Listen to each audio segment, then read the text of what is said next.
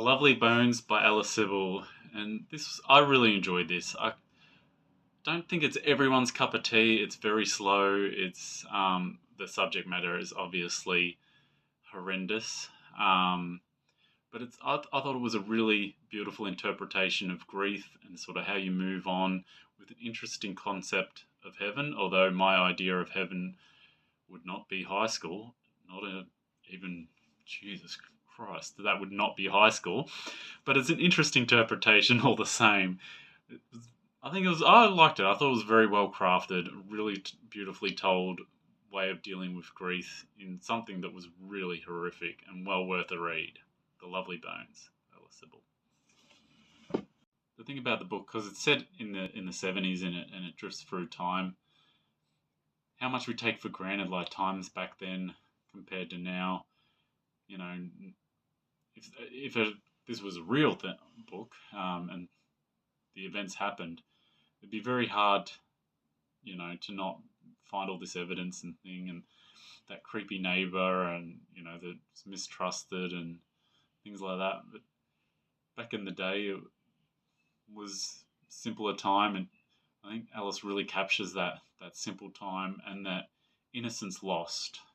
We're a lot more used to horrific things. We're bombarded with them now fairly regularly.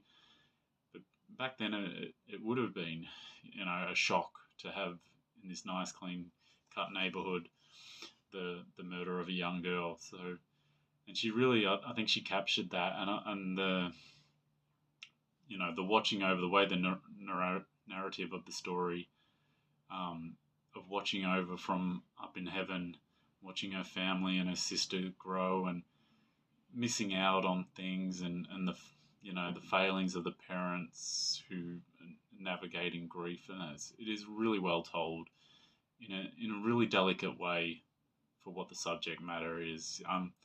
It's an old book. There's a movie about it. It's a very good movie. But yeah, I really love Susie Salmon as a character, even though she wasn't growing as a character, I suppose you'd say. Like, she still grew, although her time lapse had changed. But watching her, sister and her brother grow, and her parents sort of not grow too, which was, I think Alice really captured that really well.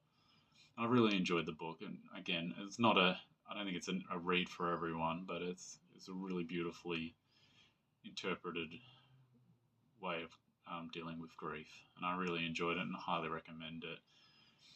The Lovely Bones, Alice Sebold. Happy reading.